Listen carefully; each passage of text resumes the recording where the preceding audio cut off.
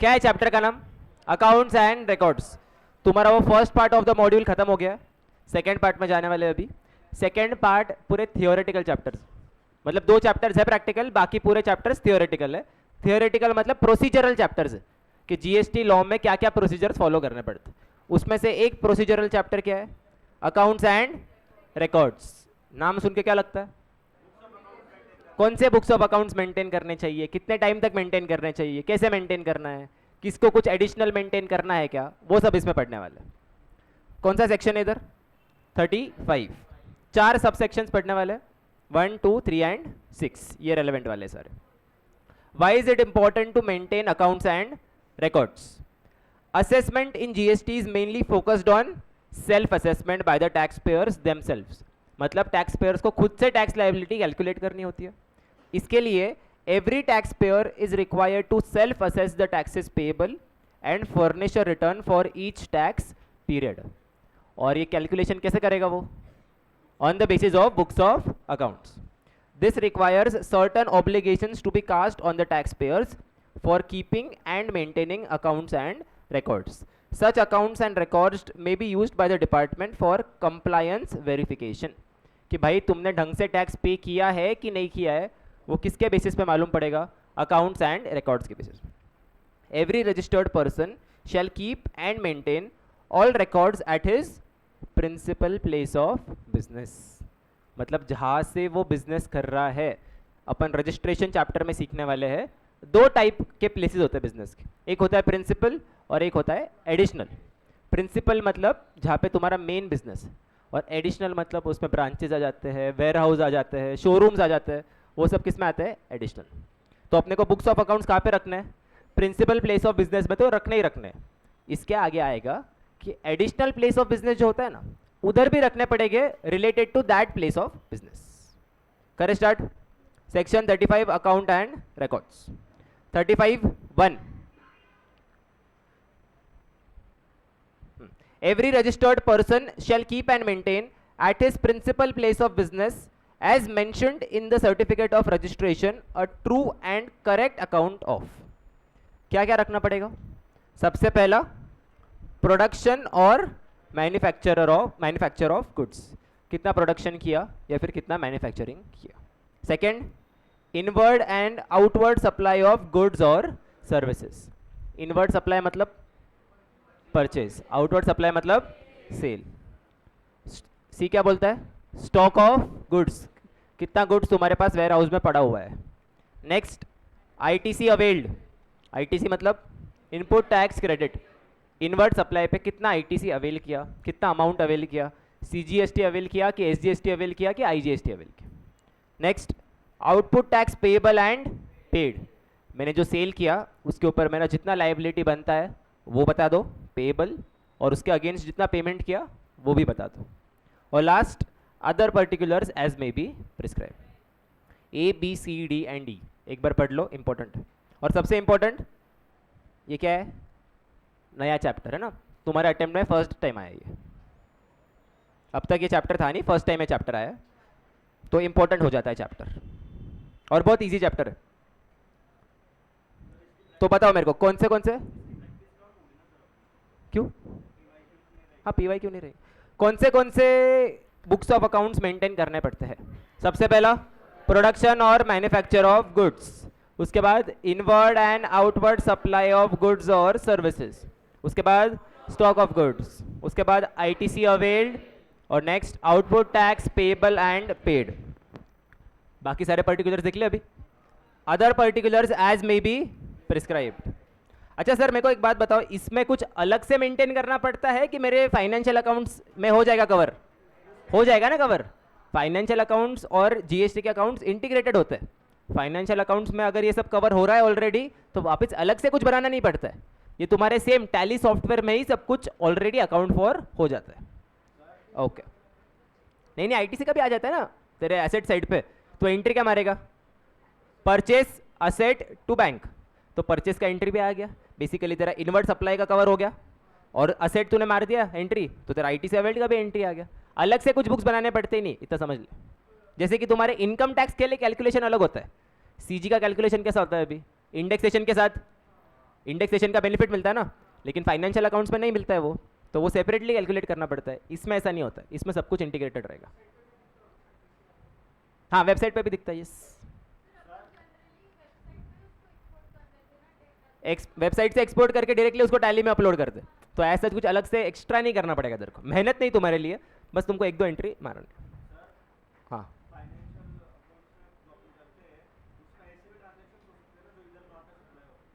हाँ, तो वो अलग ही है ना फाइनेंशियल बुक्स, तो उसमें से तो बोल दे कि भाई देखो ये तुम्हारे जीएसटी के लिए रिलेवेंट है, उसमें क्या प्रॉब्लम है। अगर नॉट अ सप्लाई है तो डिपार्टमेंट वाले को मालूम पड़ जाएगा ना नॉट अ सप्लाई है। ओके, अदर पर्टिकुलर्स में क्या क्या आता है? सबसे पहला, गुड्स और सर्विसेज इंपोर्टेड और एक्सपोर्टेड। ये सबको रखना जरूरी नहीं है, जिनका रेलेवेंट बिजनेस है उनको ये रखना जरूरी है। अगर तुम लोग इंपोर्ट्स और एक्सपोर्ट्स कर रहे हो तो तुमको इसका भी डिटेल रखना पड़ेगा कि तुमने क्या क्या गुड्स और सर्विसेज किए हैं, इंपोर्ट या फिर एक्सपोर्ट। इंपोर्ट का मतलब बाहर से इंडिया में लाना, एक्सपोर्ट मतलब इंडिया से बाहर जाना। ओके, बी क्या बोलता है? Supplies attracting payment of tax on reverse charge. Reverse charge का मतलब आरसीएम। याद है इसमें क्या होता है? रेसिपिएंट इज लायबल टू पे टैक्स। तो अगर कुछ आरसीएम वाले सप्लाईज है तुमको वो भी तुम्हारे अकाउंट्स में मेंटेन करना पड़ेगा, और उसके साथ साथ along with relevant documents including invoices, bills of supply, delivery challan, credit notes, debit notes, receipt voucher, payment voucher and refund voucher. ये जो सारे डॉक्यूमेंट्स है ना, साइड में लिख दो। टैक्स इनवॉइस करके एक चैप्टर है, उनमें इन सारे, उस चैप्टर में इन सारे डॉक्यूमेंट्स की बात की है कि डेबिट नोट क्या होता है, क्रेडिट नोट क्या होता है, रिसीट वाउचर क्या होता है, रिफंड वाउचर क्या होता है। ये सब अपन टैक्स इनवॉइस चैप्टर में पढ़ने वाले हैं। यस जिनेश बोल। हाँ आ जाएगा इसमें, बट वही अलग से वापस क्लैरिफिकेशन, इसको अलग से रखना है, इसको तुमको नॉर्मल बिजनेस के साथ इंटीग्रेट नहीं करना है। इसको तुमको डिपार्टमेंट को दिखाना पड़ेगा, सर देखो ये इंपोर्ट की एंट्रीज है और ये एक्सपोर्ट की एंट्रीज।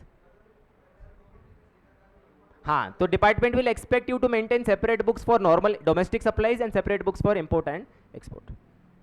क्लियर है? कुछ डाउट अब तक? नेक्स्ट क्या बोलता है? Separate accounts of advances received, advances paid and adjustments made. Advances received मतलब मेरे कस्टमर से एडवांस पैसा मिला है, एडवांसेस पेड मतलब प्रीपेड एक्सपेंसेस, और उसके अगेंस्ट जो भी तुम लोग एडजस्टमेंट्स करोगे आगे जाके, अगर एडवांस को तुम लोग एडजस्ट कर दोगे विथ एक्चुअल सप्लाई तो उसका भी तुमको लेजर रखना पड़ेगा। समझाइए? Next, names and complete address of suppliers from whom he has received the goods or services। ये काफ़ी इंपॉर्टेंट हो जाता है, क्योंकि क्या होगा, मोस्टली तुम लोग इसको निग्लेक्ट कर दोगे ना। तुम लोग जाते हो कभी शॉप में और वो लोग तुमसे एड्रेस पूछते हैं, पूछा है कभी किसने तुमसे एड्रेस? कोई भी परचेस, ऐसा मेजर परचेस मतलब चिप्स वगैरह की बात नहीं कर रहा हूँ, क्रोमा में फ़ोन खरीदने गए, एड्रेस पूछता है ना वो।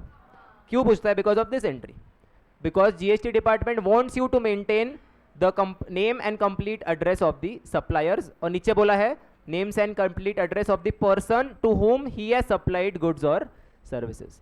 मतलब तुम्हारे सप्लायर्स का भी नेम एंड एड्रेस रखो और तुम्हारे कस्टमर का भी तुम लोग क्या करोगे, नेम एंड एड्रेस मेंटेन करोगे। नीचे लिख दे कस्टमर। आगे जाके अगर कुछ टैक्स की चोरी होती है तो पूरा चेन पकड़ में आ जाएगा ना कि कस्टमर कौन था, किसको बेचा, ये कस्टमर कौन से कस्टमर को बेचा, इसलिए इसका ये रीज़न। समझो कल जाके तेरे को कुछ मैंने सप्लाई किया और उस पर टैक्स भरा ही नहीं, तो हाँ, और तूने आईटीसी क्लेम कर दिया, तो डिपार्टमेंट तेरे घर पे आएगा तेरे एड्रेस को पकड़ के कि सर आपने आईटीसी क्लेम ही कैसे किया, इसने तो टैक्स ही नहीं पे किया। समझा? वो ठीक है, बाद में उसका जो भी सेटलमेंट होगा, बट ये धरने के लिए ये डाला है। क्लियर? पढ़ लो एक बार, A B C D and E. A B C D E. A बोलता है गुड्स और सर्विसेज इंपोर्टेड और एक्सपोर्टेड। बी बोलता है supplies attracting payment of tax on reverse charge along with relevant documents including invoice, bills of supply, delivery challan, credit note, debit note, receipt voucher, payment voucher, refund voucher. ये सब चीज़ें अपन tax invoice में पढ़ने वाले हैं कि इन सब डॉक्यूमेंट्स का मतलब क्या है। Separate accounts for advances received / advances paid.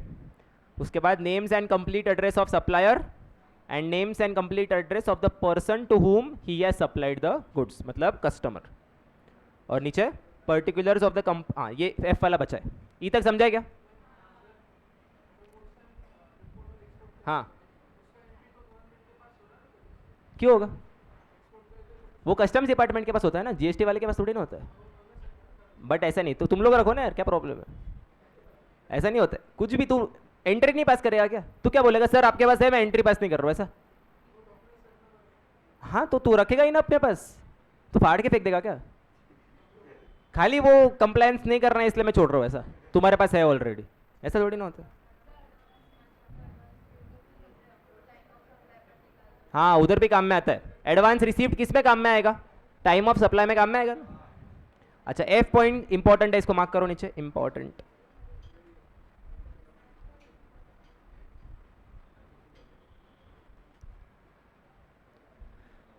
Particulars of the complete address of the premises where goods are stored, मतलब वेयर हाउस का प्रॉपर एड्रेस होना चाहिए, including goods stored during transit along with particulars of the stock stored therein। warehouse का address दे दो और उसके अंदर क्या स्टॉक पड़ा है उसका भी हमको डिटेल्स चाहिए, उसके लिए नीचे दिया गया है। जो नीचे का बॉक्स है एफ पॉइंट से रिलेटेड है। क्या बोल दिया? वेयरहाउस का एड्रेस चाहिए हमको और उसके साथ साथ उसके अंदर क्या स्टॉक है उसका भी हमको डिटेल्स चाहिए। क्या बोल दिया इधर? Particulars of stock shall include opening balance of the stock, receipt, supply, goods lost, stolen, destroyed, written off or disposed by way of gift or free sample, balance of stock including raw material, finished goods, scrap and wastage, opening, receipt, supply, lost, balance। क्या इसमें? opening, receipt, supply, lost, balance। वो stores ledger बनाया कभी तुमने foundation में, inventory वाले chapter में, FIFO और वेटेड एवरेज वाला, रिसीट, इशू, बैलेंस, बस वही तुमको मेंटेन करना है। साइड में लिख दो स्टोर्स लेजर। समझाए? वेयरहाउस का पता और वेयरहाउस में क्या स्टॉक है उसके डिटेल्स, और स्टॉक के डिटेल्स मतलब opening balance, receipt, supply, lost, balance. और बैलेंस में रॉ मटेरियल का अलग, फिनिश्ड गुड्स का अलग, स्क्रैप का अलग, वेस्टेज का अलग। अरे तुमको बनाने नहीं बोलने वाले, बस ध्यान में रखो कैसा बनाना है तुमको, वही बनाना होता है, रियल लाइफ में वैसा ही होता है। क्लियर है क्या? कुछ डाउट इसमें? यस हाँ ये एफ पॉइंट से रिलेटेड। एफ पॉइंट में बोला है ना ये along with particulars of stock, तो ये पर्टिकुलर्स ऑफ स्टॉक में क्या क्या आएगा वो बोला है इसमें।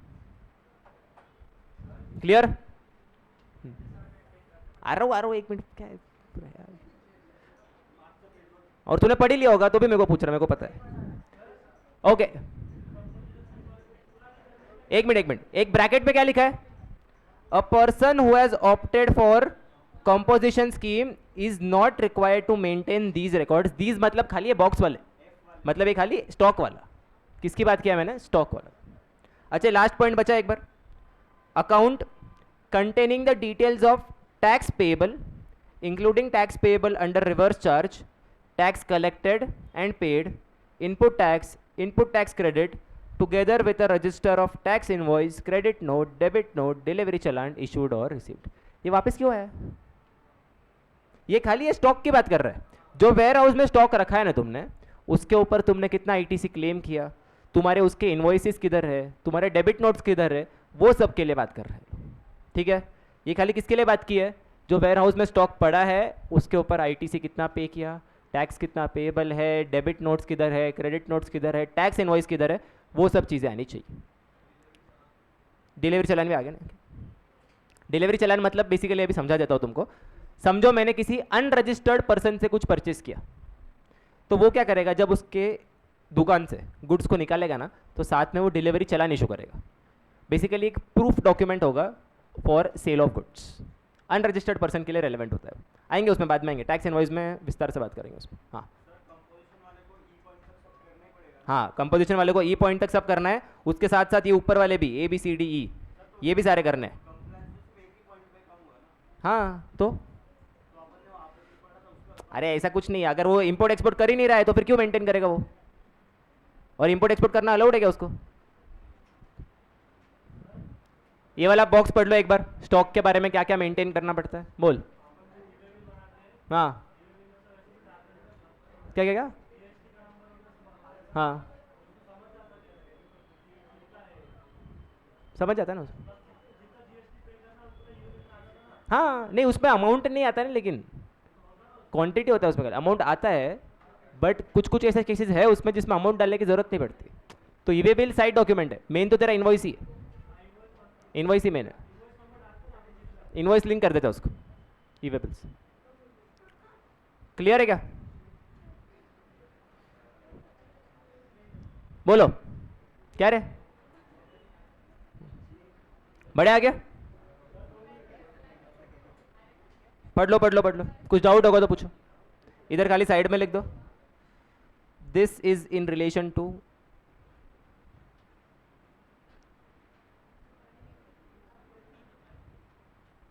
stock. This is in relation to stock at warehouse.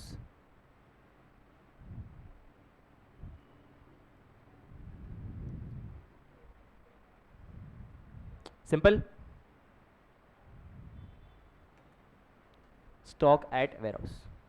अच्छा अगर ऊपर ऑलरेडी मेंटेन कर दिया है तो वापस करने की जरूरत नहीं, बस बोल दिया है। नहीं तो लोग क्या बोलेंगे, हमने खाली हमारे मेन ऑफिस के स्टॉक का डिटेल्स मेंटेन किया है, वेयर हाउस का हमने मेंटेन नहीं किया।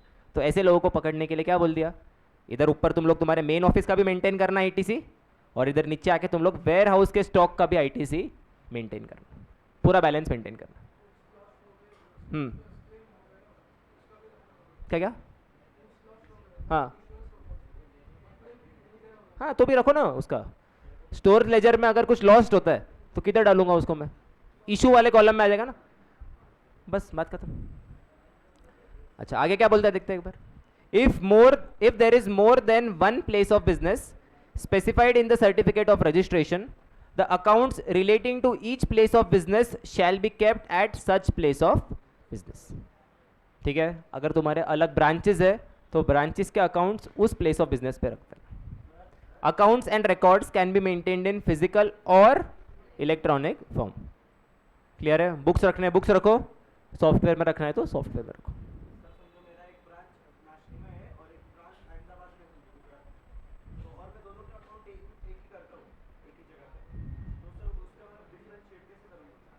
एक ही कैसे करता है अकाउंट, मतलब कैसे?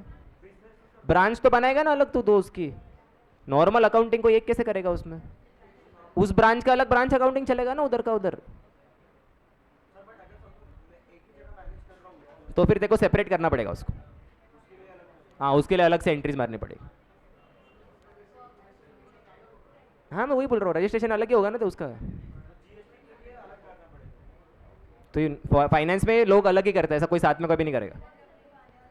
क्लियर है क्या?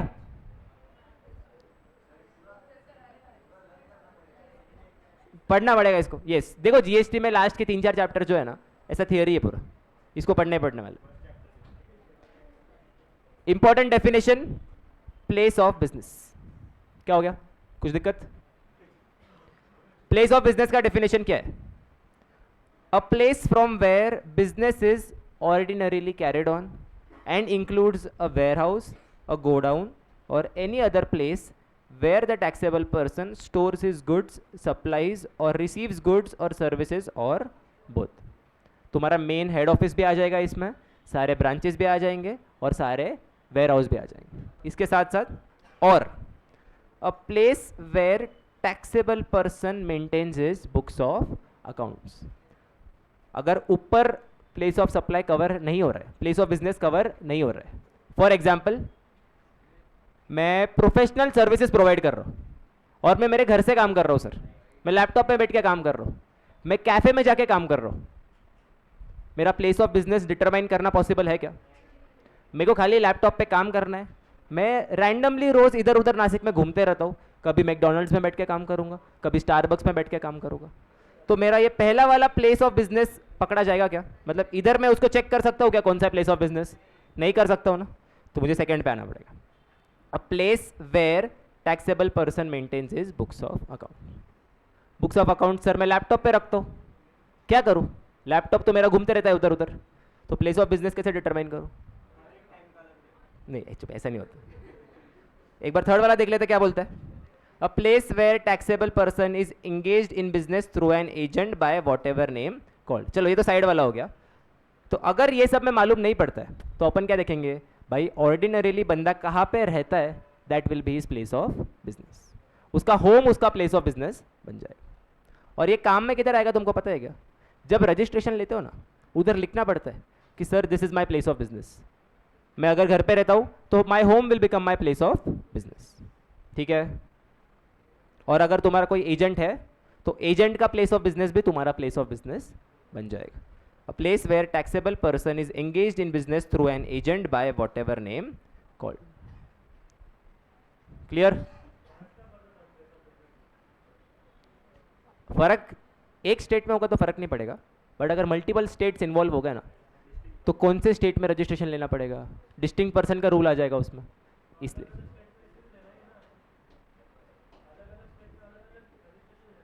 हाँ, तो वही तो, अगर प्लेस ऑफ बिजनेस मालूम ही नहीं कौन से स्टेट में, तो डिटरमाइन कैसे करेगा कि कौन से स्टेट में रजिस्ट्रेशन लेना चाहिए ऐसा? नहीं नहीं नहीं, हर एक स्टेट में अलग अलग लेना ही लेना है, लेकिन कौन से स्टेट पे काम कर रहा है वो तो चेक करना पड़ेगा ना. अच्छा, नीचे क्या बोला है? हाँ, फिर ऐसा अजम्पशन बनता कि मेरा कोई प्लेस ऑफ बिजनेस ही नहीं है, वैसा प्रॉब्लम आता है. इसलिए उन लोगों ने बोल दिया कि प्लेस ऑफ बिजनेस डिटरमाइन करने का ये छोटा सा रूल फॉलो करो.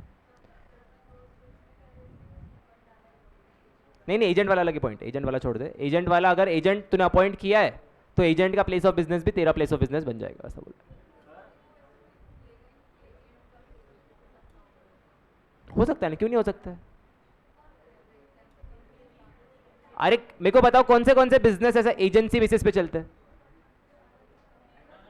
बहुत सारे चलते हैं, तो सबको एप्लीकेबल हो जाएगा वो. हाँ हाँ,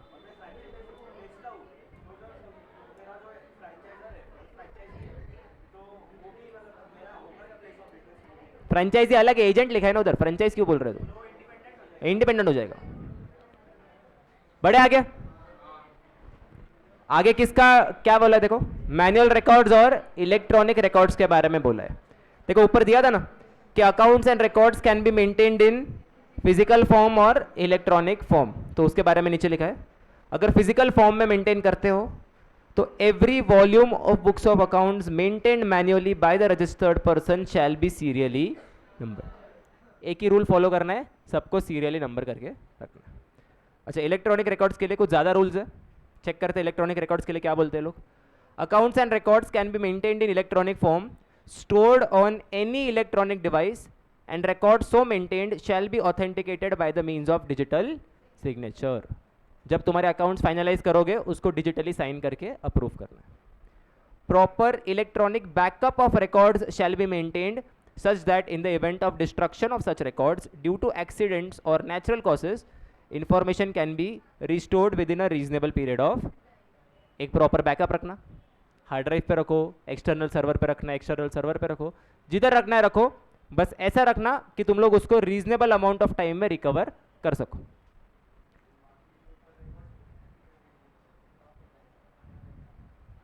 the registered person maintaining electronic records shall produce on demand the relevant records और documents duly authenticated by him in hard copy और in electronically readable format. Produce मतलब अगर डिपार्टमेंट मांगता है कि हमको तुम्हारे ये रिकॉर्ड्स देखने हैं तो तुमको वो प्रोड्यूस करने पड़ेंगे. क्या क्या मतलब देने पड़ेंगे, डिपार्टमेंट को देना पड़ेगा. Where the accounts and records are stored electronically by any registered person he shall on demand provide the details of such files, passwords of such files and explanation for codes used where necessary along with sample copy in print form. तुम्हारा कोई PDF है जो कि तुमने lock करके रखा है, तो डिपार्टमेंट अगर मांगता है पासवर्ड तो तुमको पासवर्ड देना पड़ेगा. अगर तुमने कुछ रैंडम कोड लैंग्वेज यूज किया है तो कोड लैंग्वेज का भी तुमको मतलब डिपार्टमेंट को समझाना पड़ेगा. ठीक है, क्या यूज कर सकते हैं ना, उसमें क्या है. समझो तेरे लिए समझ तू वीट का परचेज कर रहा है और वीट के लिए तूने कोड यूज कर दिया W11, समझा? कोड मतलब सॉफ्टवेयर के कोड भी इसमें आ जाते हैं। अगर कुछ सॉफ्टवेयर फॉर्मेट में है तो उसका मतलब भी समझाना पड़ेगा, प्लस अगर तूने कुछ कोड यूज किया तो उसका इंडेक्स भी देना पड़ेगा, प्रोडक्ट कोड्स वगैरह सब कुछ हो जाएगा उसमें। हाँ हाँ, पासवर्ड देने पड़ेगा उनको। जितने भी सॉफ्टवेयर शेयर कर रहे हो सबका पासवर्ड भी शेयर करना पड़ेगा, याद रखना। क्या? नहीं नहीं नहीं, देना पड़ेगा उनको। बट एक्ट में लिखा है ना, वो तेरे पर केस कर सकते कि तूने ढंग से बैकअप नहीं रखा, तेरे को फाइन पे करना पड़ेगा, समझाएगा? ये सब फॉलो करना पड़ेगा, नहीं किया तो they can sue you.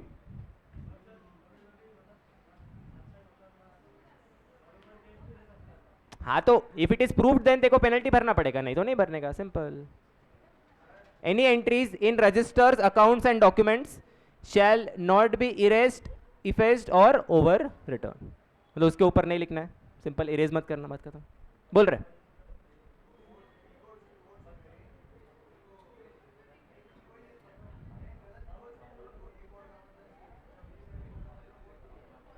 But वही हुआ ना, अगर पकड़ा गया, उनको मालूम पड़ा कि कुछ तो भी गड़बड़ है इसमें, तो धरा गया तू, वो तो ऑब्वियसली तेरे ऊपर है, तो उनको क्या बोलेगा।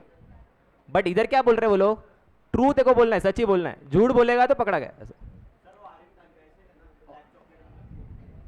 All incorrect entries otherwise than those of clerical nature shall be scored out under attestation and thereafter correct entry shall be recorded.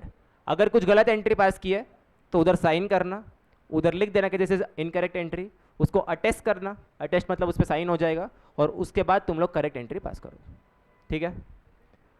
Where the registers and other documents are maintained electronically, the log of every entry edited or deleted shall be maintained.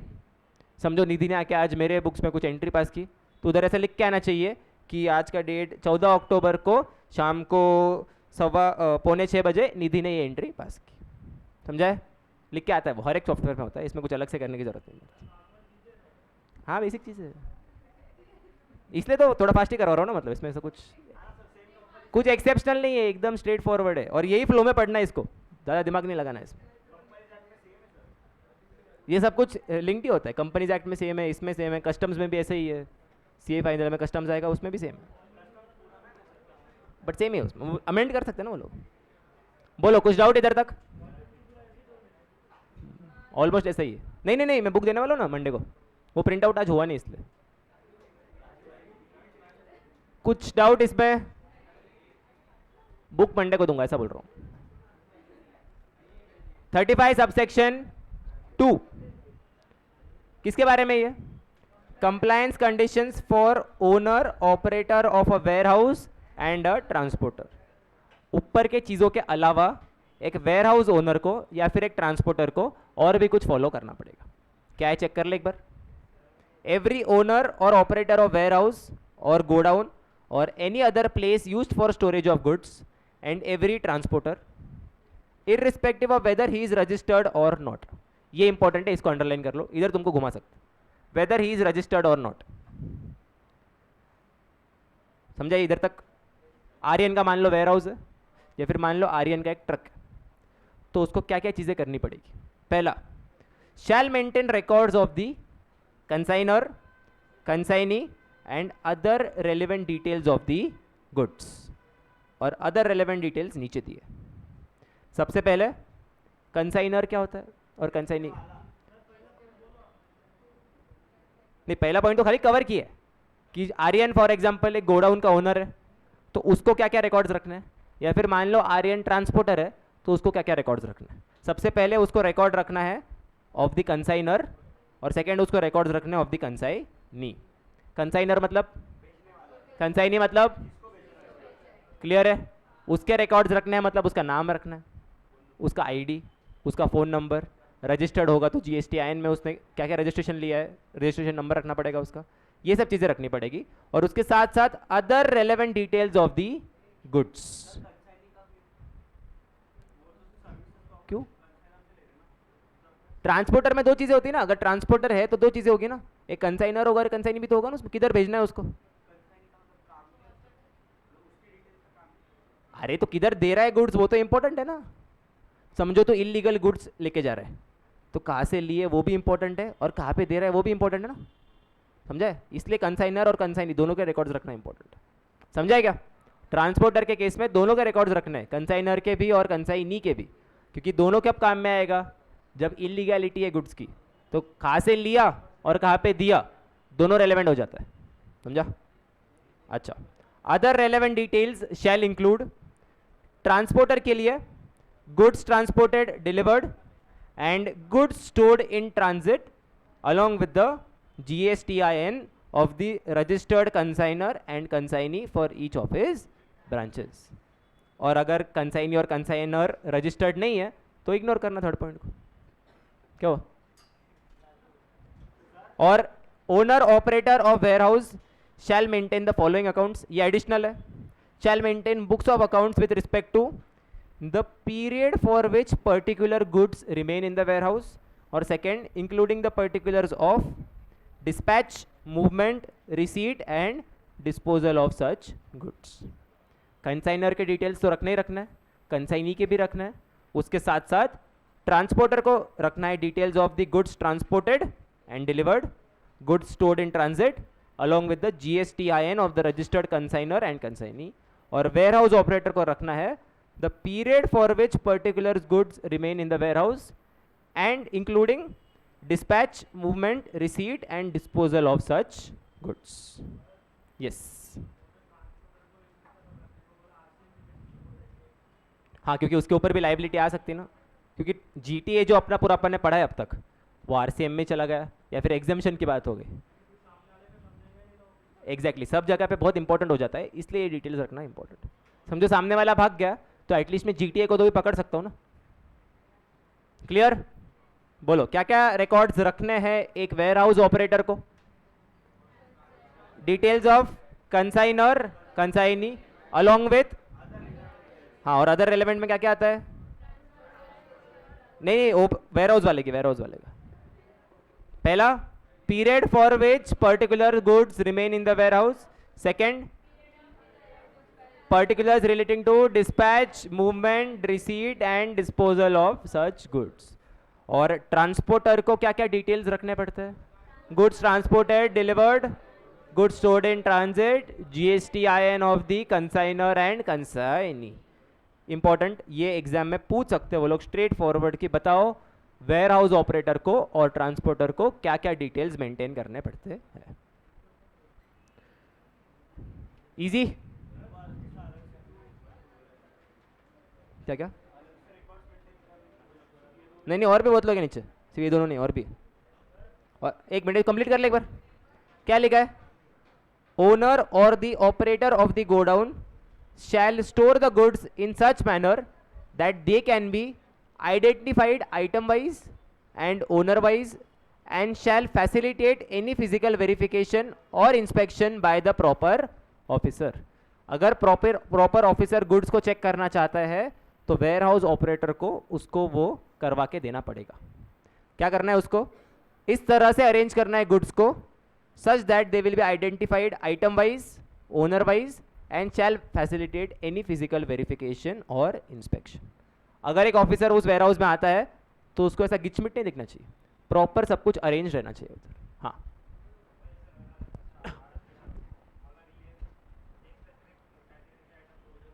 हाँ पकड़ा जाएगा ना वो officer. पहले तो उसको गाली देगा, बोलेगा इसको ठीक कर, मैं कल आता हूँ.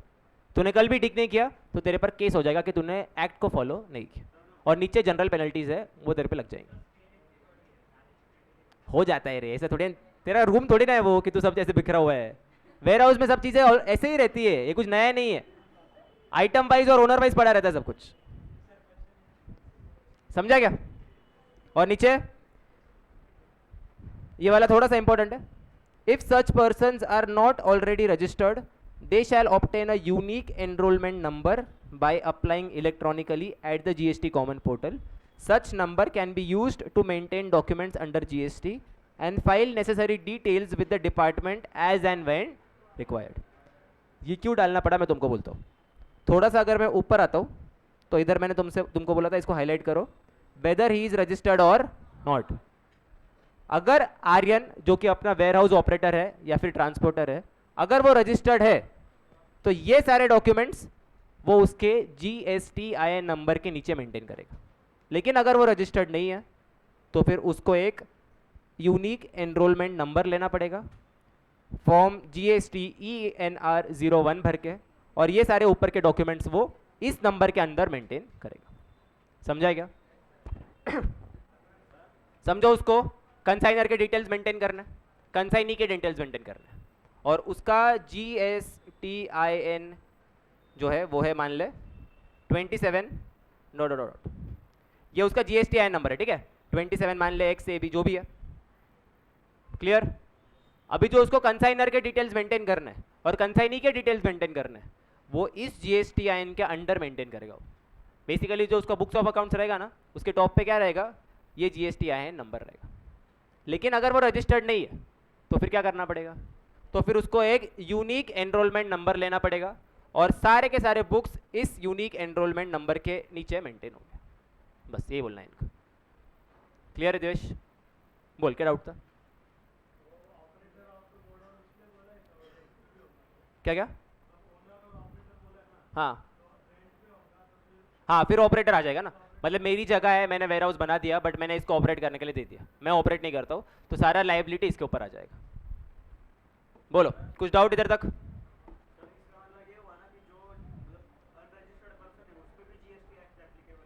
खाली इतना ही पोर्शन एप्लीकेबल है, पूरा एप्लीकेबल नहीं, खाली यही पोर्शन एप्लीकेबल। हाँ, और ये पोर्शन की एप्लीकेबिलिटी फॉलो करने के लिए उसको क्या लेना पड़ेगा? Unique enrolment number. नीचे लिख दो इधर, all the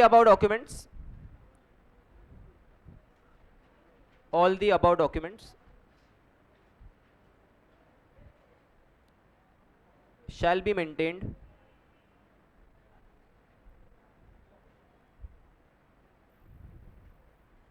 under GSTIN or unique enrollment number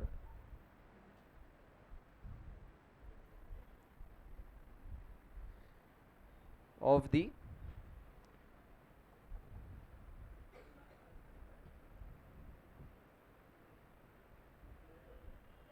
warehouse operator / transporter।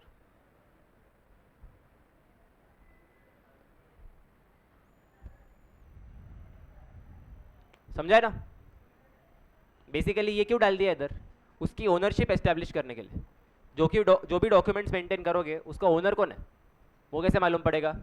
GSTIN के बेसिस पे मालूम पड़ेगा या फिर यूनिक एनरोलमेंट नंबर के बेसिस पे मालूम पड़ेगा। हाँ,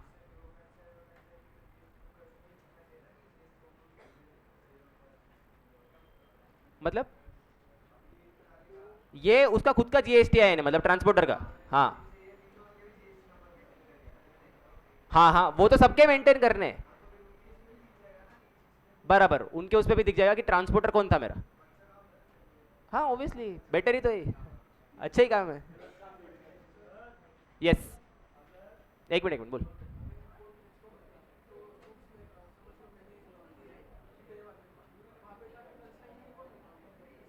ऐसा जरूरी थोड़ी ना हर टाइम कंसाइनी हो, फिर कंसाइनी तेरे को बाहर का आदमी हो जाएगा ना, बट इधर कौन हो जाएगा? वो शिप, जहां तक वो शिप तक पहुंचा रहा है, शिप तक हो जाएगा। 35(3) बात करता है एडिशनल अकाउंट्स एंड रिकॉर्ड्स की। The commissioner may notify a class of taxable persons to maintain additional accounts और documents for such purpose as may be specified therein. Refer the list given below. पहला किसका है? पहले agent की बात की कि ऊपर के अलावा एडिशनल है, ऊपर जो डॉक्यूमेंट्स है वो तो है ही, उसके अलावा एजेंट को क्या मेंटेन करना है? सबसे पहला, particulars of authorisation received by him from each principal to receive / supply goods / services on behalf of such person principal separately। मतलब समझो मैं एक छोटा आदमी हूँ, एजेंट हूँ, और निधि नासिक की सबसे बड़ी मैन्युफैक्चरर, कुछ तो भी प्रोडक्ट बनाती है वो। उसने मेरे को बोला, नील सर आप ये मैं स्टेपलर बनाती हूँ, आप प्लीज़ नासिक में सब जगह पे ये स्टेपलर बेचना। मतलब मैं निधि के बिहाफ पे स्टेपलर बेच रहा हूँ, मतलब मैं निधि का एजेंट हुआ, तो Nidhi has authorised me to sell the staplers, correct? तो जो मेरे को ऑथराइजेशन उससे मिला होगा वो मुझे मेंटेन करना पड़ेगा। क्लियर है? ऐसे रिटन ऑथराइजेशन होता है, ऐसा वर्बली कभी कॉन्ट्रैक्ट नहीं होता है, प्रॉपर एक कॉन्ट्रैक्ट होगा ना। आगे, particulars including description, value and quantity of goods services rendered on behalf of every principal. कितना गुड्स मैंने मेंटेन किया प्रिंसिपल के बिहाफ पे, उसका क्वांटिटी और उसका डिस्क्रिप्शन मेंटेन करना जरूरी है। Next, particulars including description, value and quantity of goods and services supplied on behalf of the principal. ऊपर था रिसीव्ड, नीचे क्या है? सप्लाइड। कितना रिसीव किया मैं निधि से और आगे कितना मैंने बेचा। Details of accounts furnished to every principal. समझो मेरा कॉन्ट्रैक्ट ऐसा था कि मैं निधि को एवरी मंथ मेरे अकाउंट्स फर्निश करूंगा कि मैंने इस महीने में कितना सेल किया, तो वो अकाउंट्स भी मुझे यहाँ पे मेंटेन करने पड़ेंगे। प्रो फॉर्मा इनवॉइस नहीं, नॉर्मल अकाउंट्स है उसमें। प्रो फॉर्मा इनवॉइस क्या हो गया? एजेंट की बात कर रहा हूँ। और last, tax paid on receipt slash supply of goods slash services effect on behalf of the principal. जो गुड्स मुझे मिले उस पर मैंने कितना टैक्स पे किया, या फिर जो गुड्स मैंने सप्लाई किए उस पर मैंने कितना टैक्स दिया। पढ़ो इसका एक बार और मेरे को पूछो कुछ डाउट होगा तो।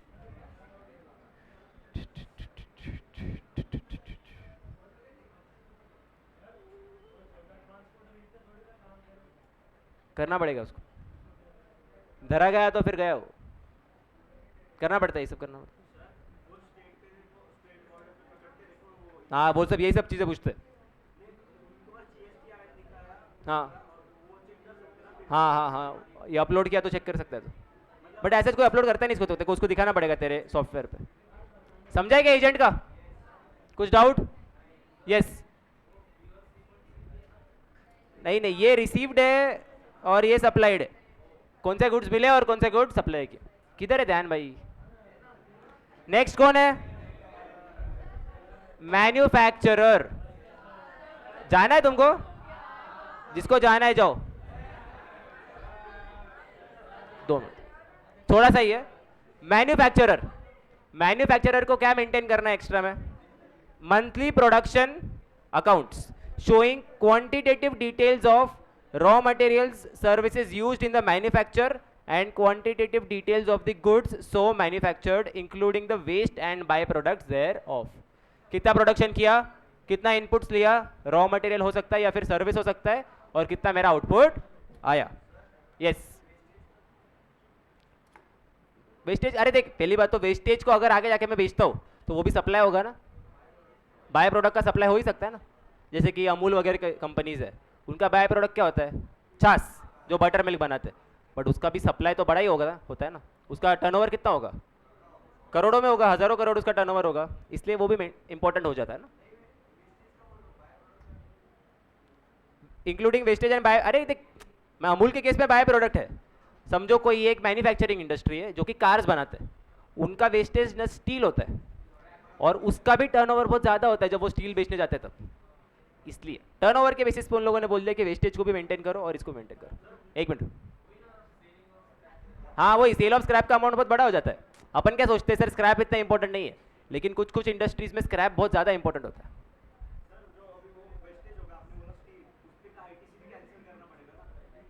क्यों? मैं आगे बेचूंगा ना स्टील को, वो वेस्टेज को। आईटीसी पे अभी नहीं आ रहा अपन, बाद में आईटीसी पे बात करेंगे। आईटीसी चैप्टर में उसके बारे में बोला गया है, तो ये डाउट याद रखना बस। नेक्स्ट क्या है? Service provider. सर्विस प्रोवाइडर को क्या क्या डिटेल्स मेंटेन करने पड़ते हैं? Quantitative details of goods used in the provision of service, details of input services utilised and services supplied. For example मैं एक सीए फर्म हूँ, तो मैंने क्या क्या गुड्स यूज किए, क्या क्या इनपुट सर्विस यूज की, उन सब की चीजें मेरे को मेंटेन करनी पड़ती, वो सारे डिटेल्स मेरे को मेंटेन करना पड़ती। समझा क्या? और लास्ट पेज है भाई, इधर तक ये गाली। अरे इतना ही है, और कुछ है ही नहीं इसमें। क्या क्या? ए वो 12th के बच्चे सुबह 8:30 से बैठे अभी तक, और उनका 7:30 तक क्लास है। जो भी है वो टाइम बस तुमने थोड़ा सा, ठीक है चलो, थैंक यू।